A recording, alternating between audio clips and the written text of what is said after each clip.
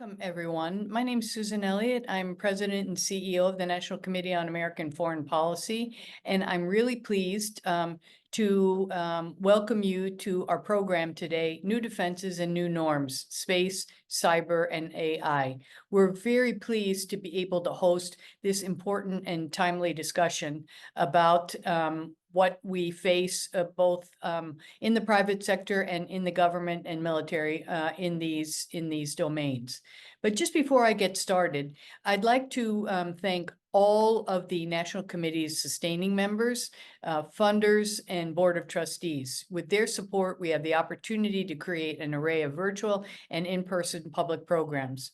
For those of you who may be joining us for the first time, the NCAFP, the National Committee, is a nonpartisan, nonprofit policy organization based in New York, and we're dedicated to facilitating discussions like today's programs, as well as hosting informal diplomatic dialogues, private roundtables, and special convenings with thought leaders and experts on a variety of critical issues that shape our world, but especially those that are important for the creation of U.S. foreign policy. So we hope you'll join us for future events, either online or in person, as well as considering our different membership tiers to support us. For those of you who don't know, this year is the NCAFP's 50th anniversary. We were founded in 1974 by Hans Morgenthau. So we have a long and rich history of engaging on issues that are important to the United States from around the world. And we encourage you to visit our website where you can join our mailing list and get more information about our upcoming programs. And especially stay tuned because we're going to have a big 50th anniversary gala celebration in the fall, and there will be information about that on our website. But now to get to the meat of today's program. For those of you, who are here, that with emerging technology comes new norms and responsibilities. I mean, even in, all of our lifetimes, you can see how things have changed. And as AI generative pre-trained transformers, that's a mouthful, but better known as GPT, have been adopted into advanced weapon systems, military analysts, as well as diplomats and ethicists and others have varied reports heeding either dire warnings or celebrating the innovation that will change our future. Just this week, leading technology companies met in Seoul, Korea, and made a fresh pledge to develop AI safely, while world leaders who attended agreed to build a network of publicly backed safety institutes to advance research and the testing of these new technologies. So in our program today, we have an expert panel that we put together who will analyze how AI, cyber, and space defenses present strategic advantages as well as inherent vulnerabilities. And how do we address national security threats within these distinct fields, and how do they intersect? So we have much to discuss. So you're saying, Susan, stop talking and introduce the panel. So first, I'd like to introduce Michael Jackson. Michael is a U.S. Army veteran who retired with the rank of colonel. He had a 31-year distinguished military career and is now the European Director for Business Growth, focused primarily on information warfare and cyber at Peraton. Michael and I work together at the U.S. European Command, so I know he's really an expert in things in this area. Andrew Metrick is a fellow with the Defense Program Executive Director and Defense Technology Task Force at the Center for a New American Security, or CNAS. His research focuses on linkages between strategic objectives and operational plans, with a specific interest in understanding the implications of protracted global conflict against peer states. We also have Audrey Schaffer, who is the Senior Associate Non-Resident Aerospace Security Project at the Aerospace Security Project Center for Strategic and International Studies. Audrey is an internationally recognized expert in space policy with experience across civil, commercial, and national security space sectors. And today's moderator of our discussion is also a very experienced and seasoned expert. It's Kat Duffy, and she's a senior fellow for digital and cyberspace policy at the Council on Foreign Relations. Kat has more than 2 decades of experience operating at the nexus of emerging technology, democratic principles, corporate responsibility, and human rights, all the things that we want to delve in today. Most recently, she directed a task force for Trustworthy Future Web at the Atlantic Council's Digital Forensic Research Lab, where she served as a resident senior fellow and published the task force comprehensive report. So before I turn the program over to Kat, just a few housekeeping reminders that today's program is being recorded and is on the record. We will post the recording of today's program very soon after it finishes. So if you know people who couldn't attend today's program, you can direct them to our website to watch the recording. And the way we will structure today's program is the panelists will have a discussion among themselves for about 40 minutes or so, and then they will focus on answering the audience questions. So if you'd like to ask a question, please use the Q&A function, which is at the bottom of your screen, kind of right in the middle, and we will do our best to answer all the questions that you ask. So now it's my honor to turn our program over to Kat, who will moderate the discussion. And once again, thanks to all our panelists for agreeing to participate in today's timely topic. So over to you, Kat. Thank you, Susan. I so appreciate it. And I'm so grateful to your colleagues at the NCAFP as well for all of the work that they have done today organizing this panel and bringing us all together. So thank you to Amanda and to the rest of your team. Now that I'm firmly in my 40s, I appreciate being called seasoned because I feel frankly more grizzled. And so we've all been doing this, Mike, Audrey, Andrew, we've all been doing this for a minute. And I know that your titles and a bit of your bios have been read out, but I was hoping that we could give the audience joining us today a slightly better understanding from the outset of what your background is and what the lens is that you're bringing to today's discussion. And so, Audrey, could I start with you, and could you tell us just a minute or two about how you came to this topic, where you sort of sit in the space, no pun intended, and what your current role entails? Sure. Thanks, Kat. And also let me add my thanks to the National Committee on American Foreign Policy for both convening this discussion today and inviting me to participate. So as Ambassador Elliott mentioned, I'm a non-resident senior associate at the Center for Strategic and International Studies, CSIS, here in Washington, D.C. In my day job, I'm also the Vice President of Strategy and Policy at Slingshot Aerospace, which is a space data and analytics company committed to making space safe, sustainable, and secure. Before I joined the private sector and CSIS last summer, I actually spent over 15 years in the US government as a space policy advisor, working in roles largely in the Department of Defense, but then culminating as the Director for Space Policy on the National Security Council staff at the White House, where I had the opportunity to oversee really the entire policymaking apparatus for our nation's space enterprise. So I've got a pretty broad perspective on some of the challenges facing us in space. And just to give a quick minute on that before I pass to another panelist, I mean, what we've seen at a very high level over the past 5 years is just tremendous growth in the space industry. Just this incredible number of new companies, new ventures, really seeing ways in which we can harness space really for the benefit of us here on Earth. But along with those new opportunities for making space more accessible, of course, also comes new challenges as space becomes increasingly congested and contested. And that's what I hope we're going to dive more into later today. Fantastic. Thank you, Audrey. And I will fully disclose to everyone joining that for many years, Audrey has been the person that I went to when I was like, so space. And so I've relied on her expertise for many years. Andrew, can I turn it over to you? Certainly. Also want to extend my thanks to the National Committee for this great and timely event. It's an interesting topic, and it's only getting more interesting as time goes on. So my background is both in think tanks and then in industry, where I've primarily focused on what I would call the intersection of technology and operational concepts. So how are the things that we are developing and fielding going to be used in the field, and what does that mean? Some might jokingly refer to me as a professional problem child because I tend to show up in war games on the red team and break things. So I have a very adversarial view of how a lot of these technologies can and probably will be unfortunately employed. And lastly, I come at all of this from a place of being really interested in how the decisions are made within states about what to do and how to do it. So if you go look at innovation theory and what gets put in the field, when it gets put in the field, and how it gets put in the field are really important questions to ask, especially now in the United States, where we spent 20 years really not thinking long and hard about the highest levels of conflict following the fall of the Berlin Wall and the peace dividend of the 1990s. The United States was focused on a different set of challenges. And over the past 5 to 10 years, you've seen that pendulum swing back to thinking much more about, unfortunately, the potentials for conflict between states with very similar levels of global power.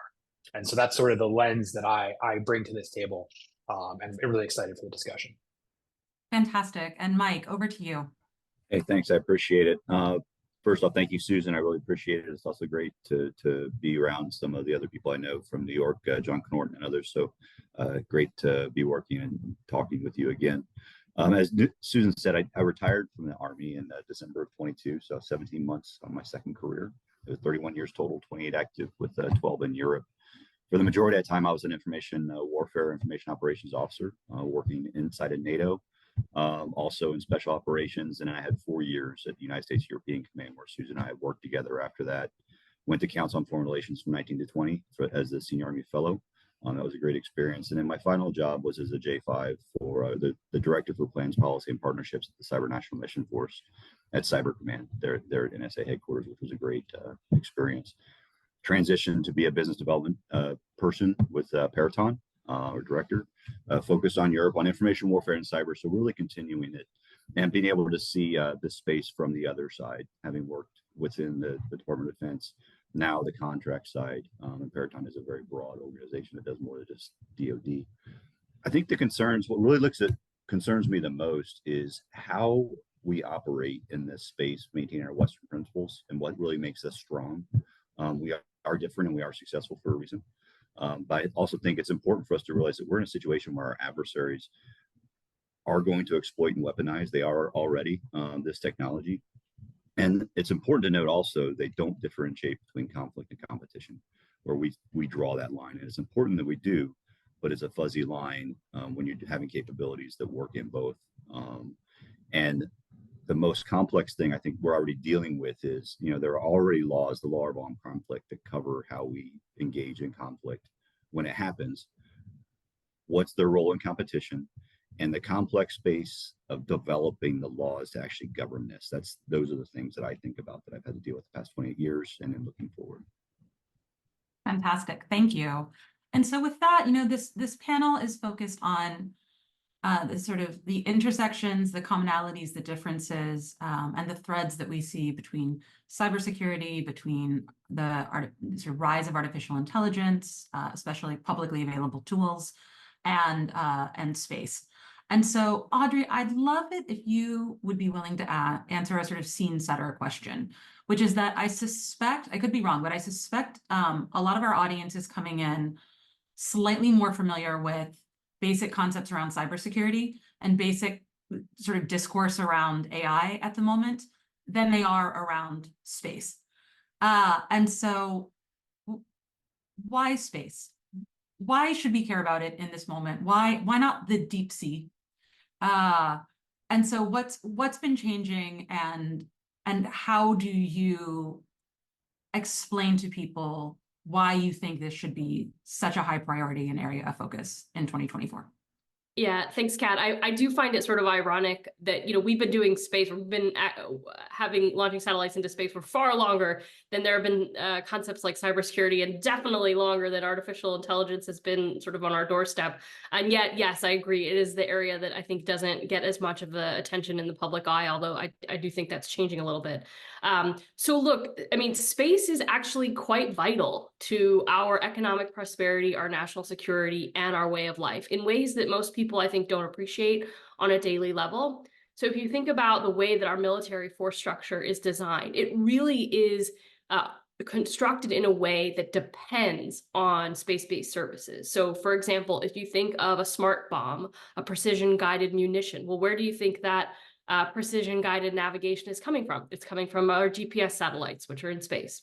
If you think about providing tactical and also strategic warning of missile threats, whether those be, again, in theater or to our homeland, those warnings, more often than not, come from satellites in space. And if you think about communications to the last tactical mile to a soldier, far away from a cell tower or a fiber line, again, that is almost certainly coming from space. And our entire military force structure is predicated on having access to and use of space. If we didn't have space capabilities to support our military forces, we would be going back to an industrial age warfare, a World War II style carpet bombing, where far more lives and property would be put at risk. So our modern way of war really depends on use of space. Quickly also on economics, prosperity, and way of life, we all touch space in ways we don't even know every single day. The timing of stock exchange transactions is delivered by GPS. When you take gas out of the pump, that transaction is time-stamped with GPS. And I don't know if you saw an article a few weeks ago when there was the Aurora Borealis in the northern parts of the United States, but that created GPS interference, which impacted precision-guided agriculture. John Deere tractors were down for a few days, so farmers couldn't plant. And of course, everybody knows the blue dot on your phone that helps you get from point A to point B. All of these are services that are provided by space. And so if we want to continue enjoying the standard of living that we have, fighting the way we like to fight, where we project power overseas and not bring the fight here, we need our space capabilities to be there when we need them. And that has become something that has incentivized the development of counter space capabilities by other countries who see space as a way to really blunt the effectiveness of the US advantage. Oh, and by the way, they'd like some of that space stuff for themselves to increase the lethality and effectiveness of their forces too.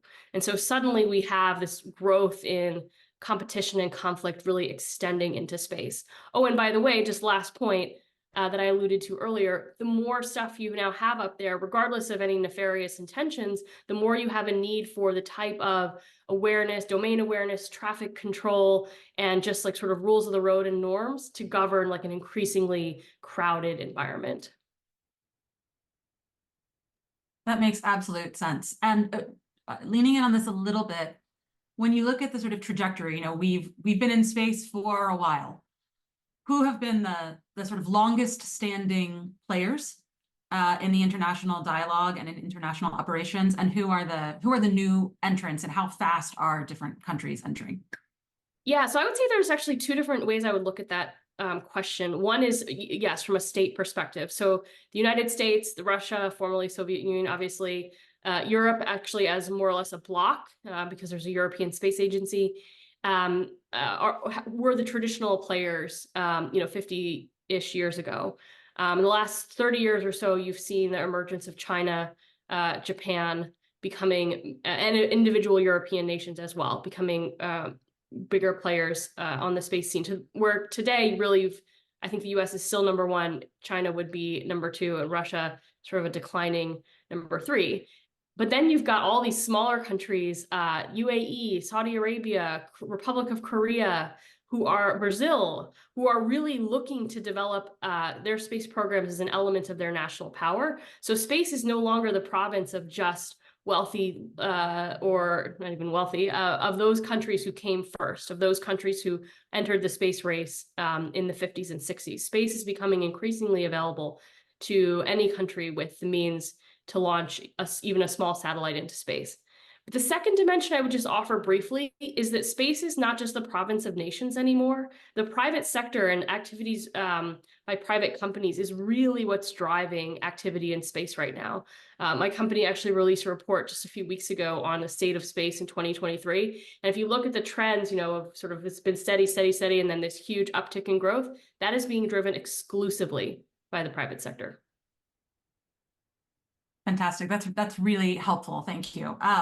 So I want to build off of that, and maybe Mike and Andrew turn this question over to each of you, which is, a lot of what I'm hearing is kind competing sort of connectedness and a need for some rules of the road and a need to both rely on longstanding frameworks and operational models and governance models that we've developed over time, but also a need to ensure that those models actually reflect the technical complexities of topics like cyber and AI and space. And so where do you see threads that are connecting these areas versus where do you really hope that people distinguish and think differently about, AI or cybersecurity or space, rather than kind of lumping them together as sort of emerging technological question mark? So Mike, let me turn it over to you. Yeah, thanks. So that's what I was thinking about a lot when Audrey was talking there. So much of the focus throughout my career, especially doing information warfare, information operations, is not looking at individual capabilities, but looking at all the capabilities, all the target audiences or populations you want to talk to, how they're connected, because they do live someplace, either in space or in the future in space or on the Earth, which is also why I do think that the sea is a core part of the discussion too.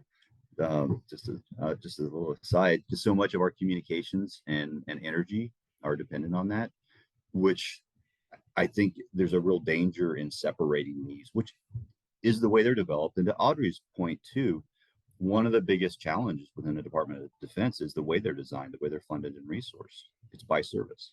All the funding goes by the service, and your joint commands, the combatant commands, which are where a lot of the authorities lie to do this, to talk up through the NSC, do work with Department of State.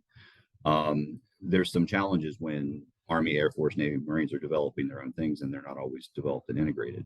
I mentioned earlier, being on the other side in industry, it really is amazing the amount of collaboration that you see with industry that can help them get through that, to help them work through that, and also develop things. There are things that definitely U.S. government should develop, but also there's a lot of capability in industry. And I think that we're getting better. We always talk about the World War II era, where there was that public-private partnership. It's there, and I think there's a lot going on. But information warfare has been a conglomeration of all the friendly, neutral, adversary audiences. I talked about that, where they live. You just got to see how they function together. And that really goes back to the primary concern of, as we develop this, working with adversaries who don't differentiate between conflict and competition. So much of what you see in social media, or how we communicate in space, is AI related. It's not even right to call it dual use. It just is. And when we develop different things, because of the way we approach a problem, we will develop something that's purely for non-conflict and something that's purely for conflict when they really go together. And I think the last part, I hit on it, thinking through, it's not just how we do it globally, it's how we do it within the partnerships and the alliances that we have. But then even the more complex part of it is the disagreements within those treaties and alliances that we're going to run into. Across NATO, all the countries approach this problem differently, and they have very clear lines that they draw that they don't want to cross. They also will push a lot farther than we will. And even in this discussion, you can hear we're talking about it a lot from a U.S. perspective, but it really is. It's a global community, and the U.S. doesn't operate independently. It's a very complex problem that we think we've been dealing with for a little while. I think we're really just starting to deal with it. Yeah, Mike, I agree with you on the dual, sort of dual purpose or dual use technology. I always think that people are talking about these emerging technologies like they're one of those terrible corkscrews that's just like a corkscrew on one end and a bottle opener on the other end, and that's it. And I feel like what we're dealing with is like much more of a multi-tool, like feels much more like a Swiss Army knife. And I'm always flummoxed by how we can make it such a binary. But Andrew, over to you for your own whimsical metaphors. How are you thinking about this? I don't think my metaphors will be whimsical, but I have been scribbling some metaphors. So I challenge you, Andrew. I challenge truth in advertising. I think I understand why, the emerging technologies bucket is a very useful one for people to like throw in stuff that's like seems new and different. But in the case of what we're talking about, I think like, they get these three, cyberspace and AI all sort of get lumped together because they're, and I appreciate Mike for bringing up, the C, because I think that's an interesting parallel as well, especially when we start talking about like normative frameworks and other things for, sort of rules of the road in that space. But these are all really about tragedies of the commons. They're collective goods, they're shared goods. They are very intertwined with the nature of everyday human existence. As Audrey was sort of laying out very powerfully about space, cyber and increasingly AI are in the same buckets, which is much different than other emerging technologies that have a more narrow military focus. But whilst they are sort of broadly in this tragedy of the commons, I really feel like they do need to be appropriately separated because there are real technical differences between them. And those technical differences are going to form how they're regulated and are going to form the development of frameworks for sort of a shared understanding of rules of the road. So this is the case of, a lot of these different things rhyme, but they're not exactly the same. And I actually take, unfortunately, a rather dim view of us getting to some sort of shared understanding, some sort of normative framework or explicit regulatory framework, at least in the near term, in any of these domains for two unfortunate reasons. For those that have been around in this space for a while, they'll probably remember all of the brouhaha in the mid-2010s over multilateral versus multi-stakeholder approaches to internet governance that was coming up around the ITU in like 2014. I can think of a lot of, especially in space, I can think of a lot of parallels there where certain countries will be much more favorable to, it's called the multinational approaches, and others will be much more favorable to multi-stakeholder approaches, given the rise of commercial capabilities there. And I just see that as a major impediment to us sort of having a more fulsome discussion on rules of the road. And lastly, I would simply observe that unfortunately, the sort of landmark international legal structures for regulating and controlling emerging technologies and their negative impacts across time have almost always required humanity to collectively dangle our feet over the edge of catastrophe before people pull back and say, maybe that wasn't a good idea. So, we got up to an ungodly number of nuclear weapons in the 1960s before people started looking at each other and saying, we should probably, pursue some form of arms limitation with the Soviet Union. And I hope we don't get to that type of space before, but, that is, I think, an unfortunate reality of human nature. And you can see that we are still, in the part of the arms control debates that I pay the most attention to, you can see that there's still a lot of daylight between, let's say, the US and China on issues of nuclear weapons. And I can see that spreading to other domains. There are likely areas of compromise, but there are still core differences in just sort of our global viewpoints that make me think that we're going to struggle, at least in the near term, to come to more shared understandings. Well, Andrew, I have bad news for you. You know that the 2014 brouhaha of multi-stakeholder versus multi-Latin internet governance is brouhahaing with force right at this moment. So a decade on, we're right back in it. But Audrey, I saw you nodding, especially when Andrew started talking about the very real technical differences between these areas and how it might impact the different frameworks that should apply. So I wanted to give you a space to respond both to Mike and Andrew, but also, since I just saw you really nodding at that point, if there was something particular you wanted to push in on there, wanted to make sure you had the time. Yeah, thanks. I mean, really 2 points actually, and one on what we were just talking about on the multilateral piece, which I'll come back to. But yeah, on the differences, I mean, I think it's important to remember space is a place.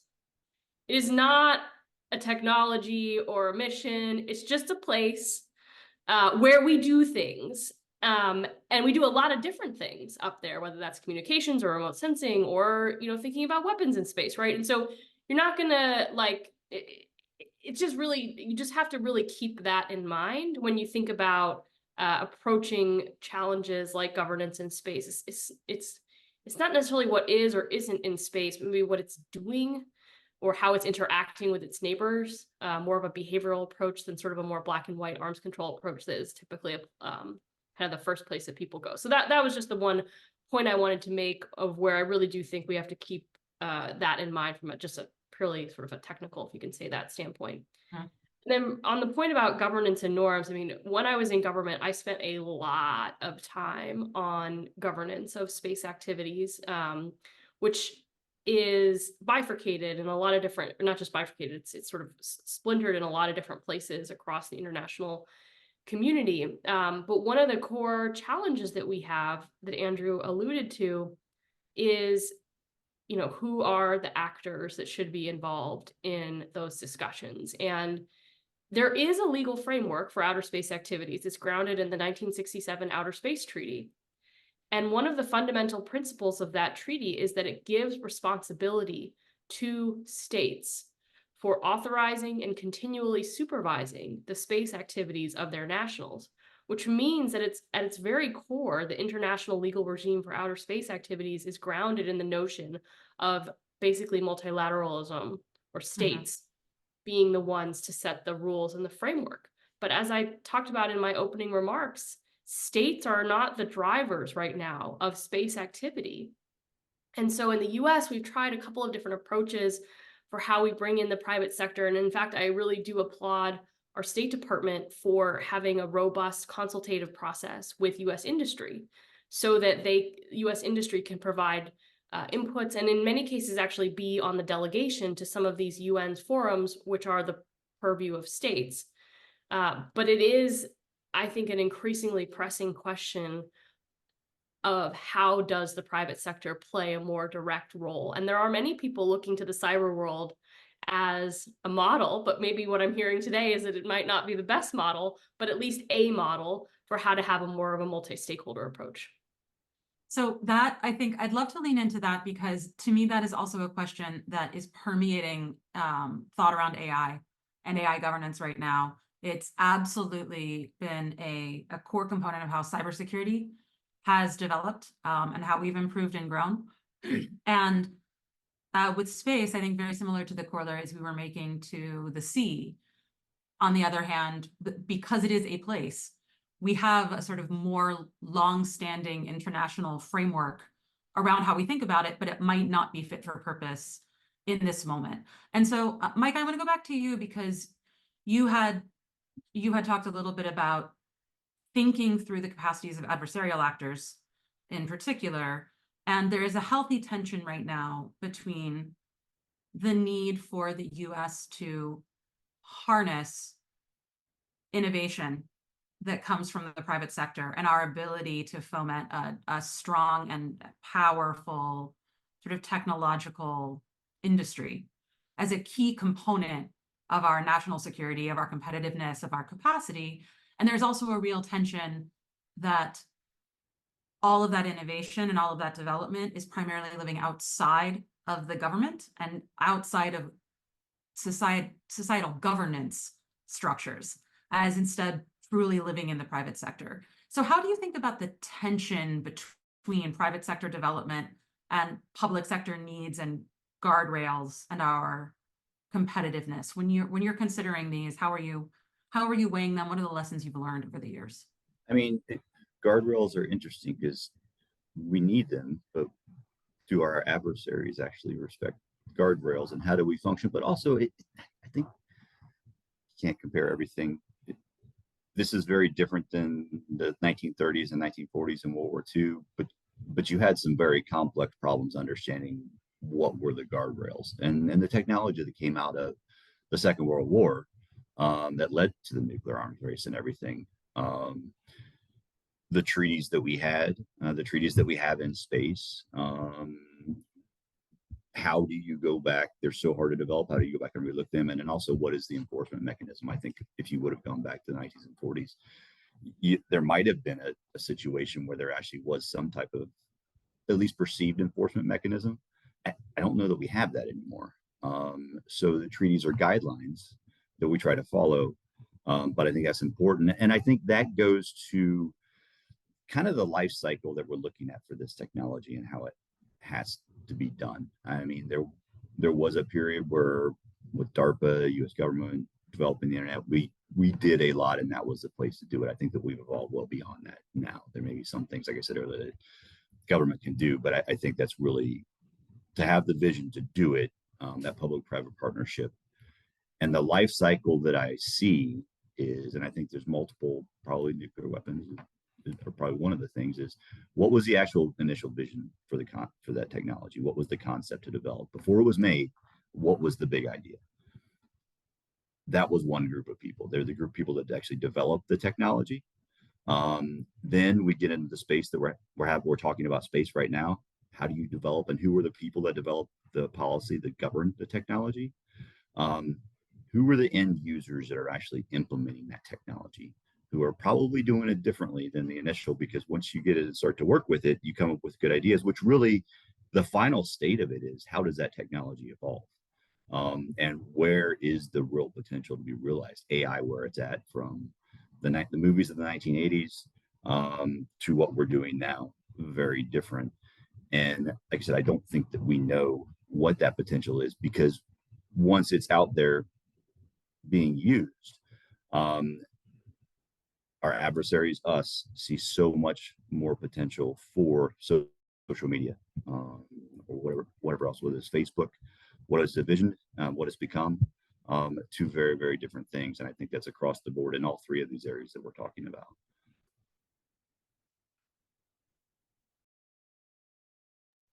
Bingo, I muted myself. Andrew and Audrey, I want to give you all a chance to respond to that question as well. And I want to dig into it a little bit more, which is to say, there is one mode of thought sometimes that I hear, at least, especially in the cyber and AI space, where there seems to be a certain sensibility that if our adversaries can do it, we must be able to do it as well. It has to be on deck. It has to be available to us. And there is another sort of, I would say, world of discussion I hear around the thing that's most important is that we protect our fundamental norms and constitutional principles, and not lose sight of who we are in this melee. And so I'm really interested from all of you, but Andrew, maybe I'll start with you and then go to Audrey, and then Mike, return to you. Given the complexity of this, given the fact that our adversaries are not likely to respect guardrails or norms, and given how quickly this technology is advancing and how available it is to so many different actors, not only state actors, but all sorts of private actors as well. What does true American leadership look like at this moment? Should that be protecting American citizens at all costs from an adversarial attack?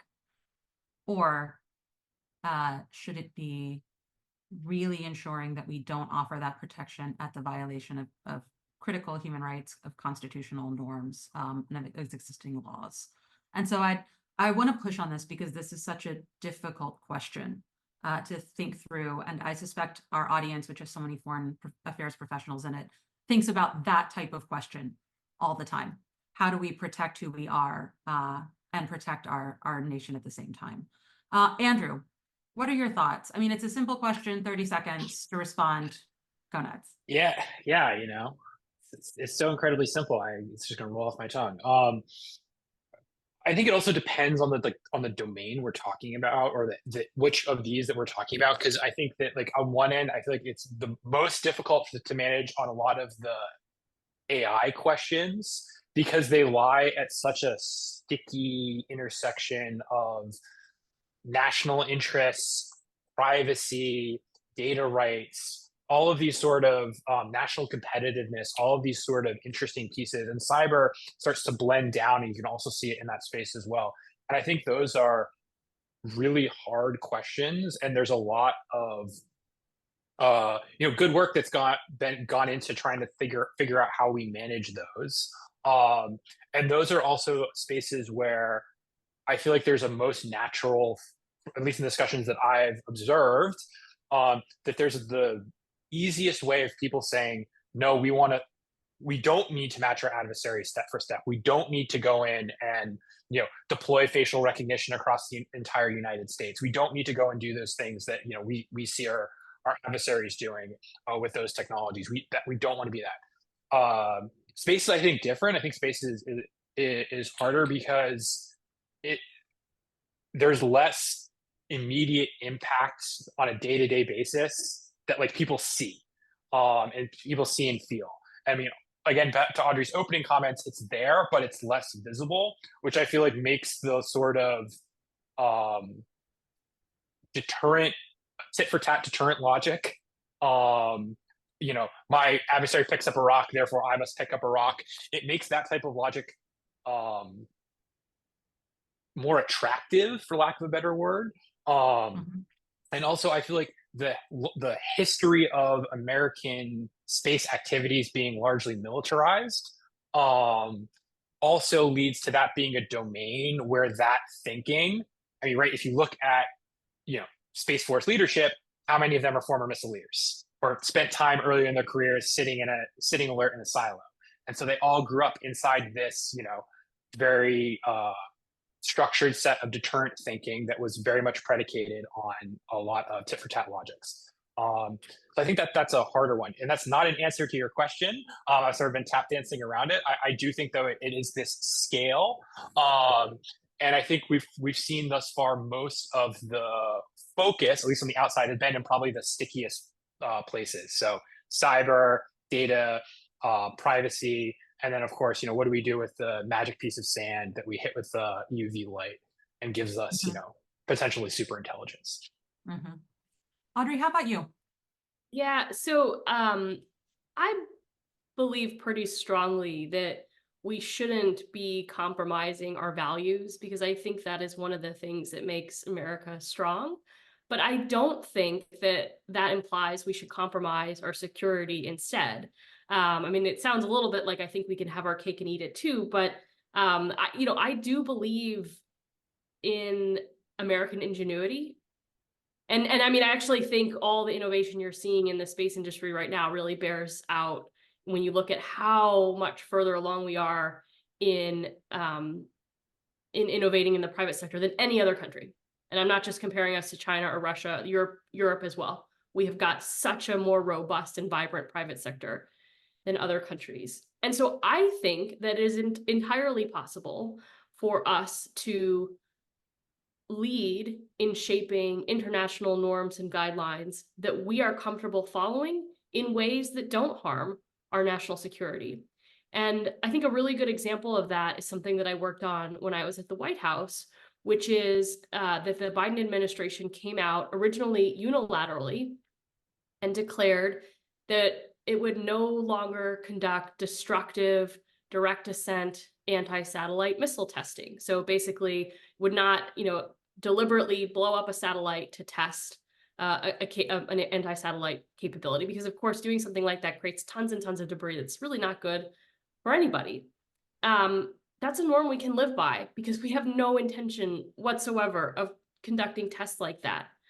But that doesn't mean we can't develop other capabilities to hold other nations' space capabilities at risk in ways that perhaps are advantageous to our strengths and our industrial base. So I think there are ways that we can walk what is admittedly a very fine line. And I think it is just so important that we continue to emphasize the importance of the rule of law and the rules-based international order that we and our allies have benefited so tremendously from since World War II. And I know I can't sort of avoid talking about this subject, so I'm just going to hit it head on, which is all of the news in the past couple of months about Russia's alleged launching of satellites in space that are designed to carry a nuclear weapon or test components of a nuclear weapon. And I mentioned the 1967 Outer Space Treaty, which is really the guiding framework for all international law and space activities. And it has really only one provision that is more than just a principle, but it's actually an arms control provision, which is it restricts the placement of weapons of mass destruction in space. It's really the only arms control provision that exists for space right now.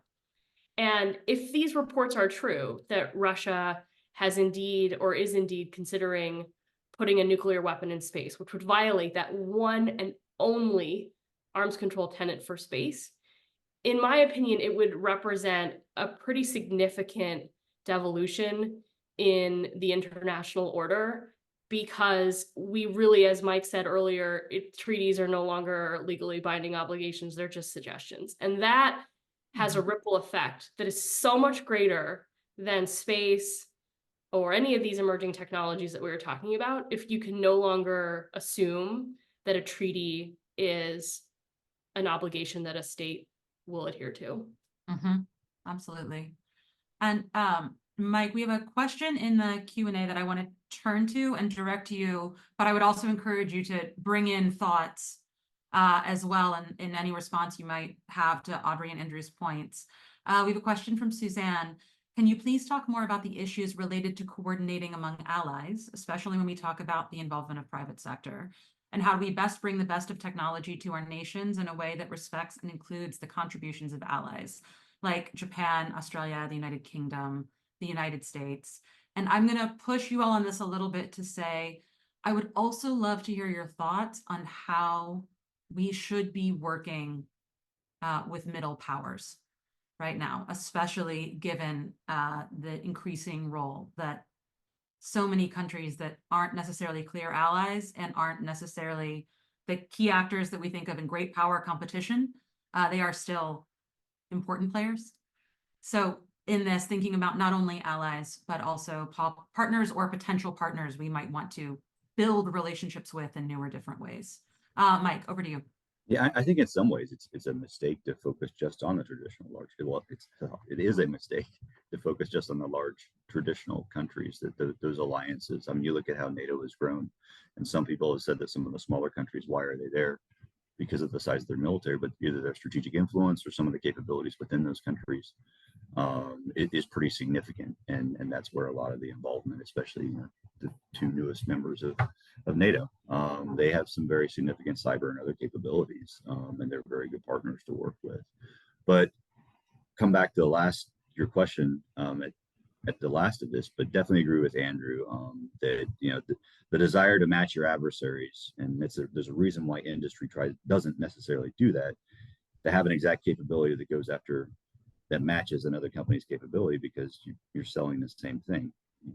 What is the next evolution, which is why I talked earlier, which is what really matters, that fifth step in the process of the people who actually evolve the technology to what it can be. So I think that's very important. And also with Audrey, that the risk of losing yourself, putting your national security at risk is important, and you can't do the latter. You can't put national security at risk, because we lose everything at that point. So how do we work with it? But I think that goes back to maybe what the adversaries have developed isn't the best.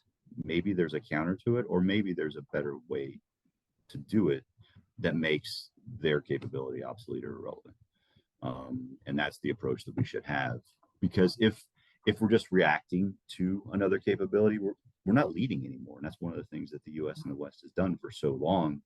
And we're not, like I said, really developing that next technology. What is the next thing in space? What is the next thing in AI? What's the next thing in cyber? And I think we've been good up until now, which leads to, is it really American leadership or American partnership? I think there's some type of balance there, and it's important that we approach it that way. And that's where the alliances, all of them coming, the big ones like NATO, you have AUKUS, you have all the other ones. With AUKUS, you see there's impact on NATO and those relationships. But how do you function within that to come to the point where we can talk about what we agree on, but we're comfortable pushing off to the side with our friends where we're not going to agree necessarily? We have to have red lines, but still focus where we can collaborate and work together. Because, like I said, so many people here have been around the world and spent time outside the United States, and I hope you had a similar experience in the 12 years that my wife and I lived outside. We are a leader, and we are very well respected. We beat ourselves up a lot, but the United States is still a very respected leader globally, which means I think there's probably two types of partnerships. I think you've got the governmental partnerships of who we can work with, and you have the industry partnerships. That's probably making it a little too simple. But I think with the government partnerships, obviously the political relationships that we have in defense through diplomacy, and then the industry piece, to some degree, the government responsibility. How can we enable the vision of industry, communicating with industry in that public-private partnership? Is it with policy and laws? Is it sometimes with capital investment? Or are there other times where you're comfortable just letting it go and seeing what they come back with? I think there's a balance there. If you would have gone back even a decade, the vision would have been globalism. I think we might be past that now. I'm not sure what direction we're heading, But those individual relationships that we're talking about here are really what's going to make that happen. And they're important in positive and negative. I think that's an interesting, especially when we consider AI and cyber. I would encourage those who haven't to watch Secretary Blinken's speech the other week at the RSA conference, where he was outlining the new international foreign affairs strategy for cyber and digital. And what I think, Mike, to your point, and well, actually to all of your points, is notable about that is a continuing trend that we have seen with the State Department and under the Biden administration of trying to move to a more values-based narrative and values-led narrative and less of a reactionary and kind of defensive narrative. I think you see that with the AI resolution that was passed at the UN as well, that really centered SDGs, because those are such a key concern for so many nations. And so I think you're seeing that shift actually in our foreign policy as well. And for those who haven't been tracking it, I would encourage you to check it out. It's an interesting and I would argue strategic shift. Andrew, over to you, and Audrey, over to you quickly on that question of sort of allies and middle partners. And then from there, we have another question from Hollis Hart that I'll turn to. So I think that there's the biggest problem here in working with allies, partners, middle powers is like, unlike past experiences where, and I think particularly of like the nuclear taboo and the set of things around it, where there were bright shining lines, we're encountering this world where differences in degree, like small differences in sort of the way that you carry out an operation in cyberspace, or the small differences in the way you use an AI, or small differences in the function of a space capability can lead to very meaningful differences in kind in terms of how it's is perceived, its potential negative externalities. And that makes it really hard to come to a shared sense of understanding about what and where these should be used and how they should be regulated and what are the norms around them. And the other example that we haven't really talked upon here, but is sort of related to all of this, is like lethal autonomous weapon systems. Mm-hmm. And there's sort of this like, what is it question that I think really highlights this problem of like, there are small differences in degree that lead to meaningful differences in. And that's, I think, the place where US leadership is most valuable, because it can help to create frameworks for us to actually talk about those differences and talk about and trying to create some semblance of bright shining line in a space, in a miasma that is actually quite murky. Mm-hmm. Thank you. And Audrey, what about you? Yeah, so let me start first by looking at military cooperation, mil-to-mil cooperation in space, where you have to go back actually to the history of our nation's space program, which in many ways was tied directly to our nuclear program and our ICBM program, where space, historically was really for monitoring nuclear weapons and missiles around the world. And therefore, space became kind of perceived as this strategic capability that should be very closely guarded, and with a classification structure kind of to match. And what that meant was that it was very difficult for the United States to partner, even with our closest Five Eye partners, who we trusted in really every other arena. And that attitude has persisted for outlived its usefulness. But it is finally starting to change. There's been a lot in the news, maybe just the space trade news, so maybe y'all haven't seen it, but there's been a lot in the news lately about how the national security apparatus is finally trying to lower the classification of some of our most sensitive space capabilities. And that's because, well, number one, it enables us to talk to ourselves about it, which has also been a hindrance. But number two, it's because it unlocks the potential for cooperating with allies and partners. Because as we've already talked about, many other countries now have space programs and space capabilities that would be useful to augment our capabilities, to provide additional resilience, and also just for the political benefits of operating as part of a coalition, which we do in every other domain. Now, when you talk about middle powers, many of them don't necessarily have space programs yet, or they are still developing an emerging space program. But this is where diplomatic cooperation is so vital. I mean, space is a tool of soft power that we have known for quite a long time, but we haven't always exercised. But I do think in the last 5 years or so, we in the US have actually done a much better job of being more deliberate about how we use our diplomacy around space to build partnerships with countries. There's a great example called the Artemis Accords, which is a set of norms and guidelines that was developed during the Trump administration and carried forward through the Biden administration, trying to build international consensus around what are the rules of the road when we all start operating on the lunar surface at the same time. I don't have the numbers off the top of my head, but it started out as a handful of countries, 10 or 12, and now I think we're close to 40.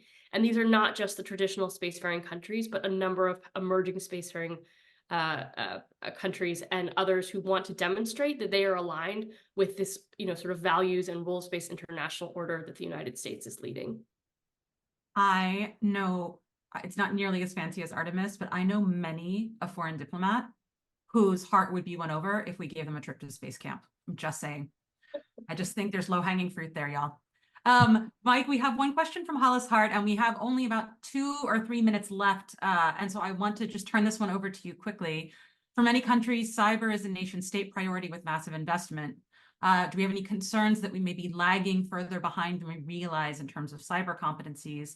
Are we being a bit arrogant at our own peril? And I would like to add to that question, and how is staying true to ourselves, i.e. federalism, also a challenge in this regard? Mike, if you just give us a super quick take on that.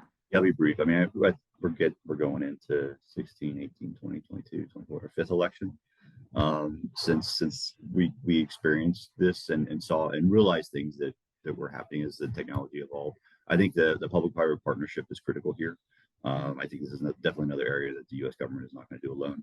I also think the intergovernmental partnerships with our allies and partners is critical here to do it. It's not one thing. I do think that you're seeing the public-private partnership in cyber, a very significant partnership, and I think that we have a significant amount of capability. But also, it's not just the state actors. And I think when you look at the past 5 years, the risk and competition is not a tax on the government. Look at the impact of ransomware and what it's had over the past several years. I do think what you're seeing is industry take a much more serious approach instead of thinking, okay, I can write off ransomware, to where you had a Colonial Pipeline that shut down the entire eastern shore of the United States for fuel for several days, a week. They're taking a much more serious approach towards cybersecurity. And I think you're seeing that partnership with industry a lot closer. And I think that is, sure, our adversaries are investing a lot in their individual capability. I think the potential of that public-private partnership that's not controlled by a state government is exponentially more. And I don't want to be Pollyannish about it. It's hard. But I think that there is significant investment and there's a lot of capability and the ability to evolve capability very, very quickly. That's fantastic. And I would also recommend, if folks didn't check it out, CISA has recently launched a bunch of new initiatives, but one of them is the Secure by Design initiative. And I think that that's aimed at helping shore up some of our most basic cyber capabilities. And so would also encourage folks to check that out. And with that, we are absolutely at time. And so I want to thank all of you. I have so many more questions, but I want to thank all of you so much. I want to thank our attendees for joining, and Ambassador Elliott, over to you.